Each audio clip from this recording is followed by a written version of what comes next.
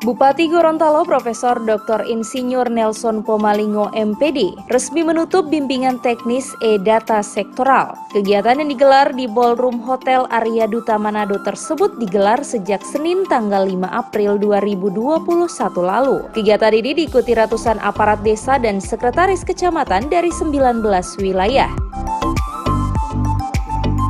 Kepala Dinas Komunikasi dan Informatika Kabupaten Gorontalo, Haris Suparto Tome mengatakan, di era otonomi saat ini Pemda terus memacu kemandirian pembangunan di berbagai sektor, salah satunya di bidang elektronik data. Hal ini memberikan dampak positif bagi pembangunan daerah. Data sektoral berbasis elektronik akan menjadi dasar pemerintah daerah dalam rangka penyusunan RPJMDes, RKPDes, hingga pelaksanaan Musrenbangdes di tingkat pemerintah paling bawah.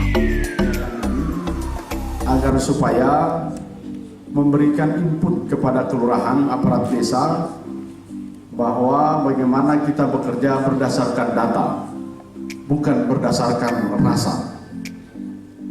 Karena media sosial yang kita simak itu lebih banyak mengandalkan rasa dibandingkan dengan data.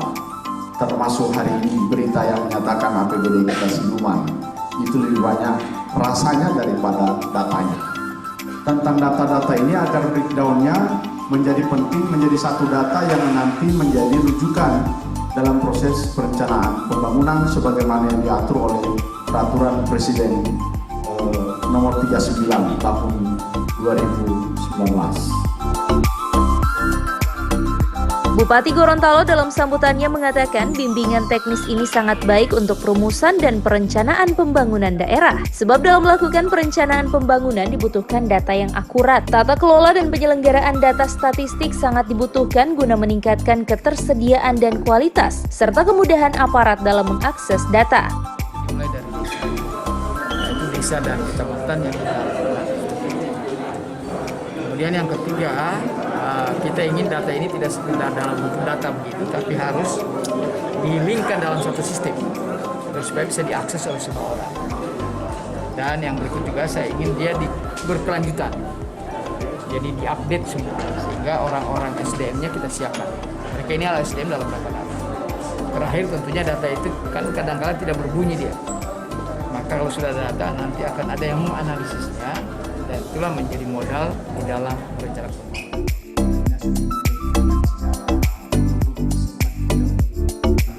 Tujuan paling utama pelaksanaan BIMTEK ini untuk memajukan kualitas aparat desa dalam penginputan data di Kabupaten Gorontalo. Hal tersebut sesuai amanat Peraturan Presiden nomor 39 tahun 2019 tentang penyelenggaraan satu data.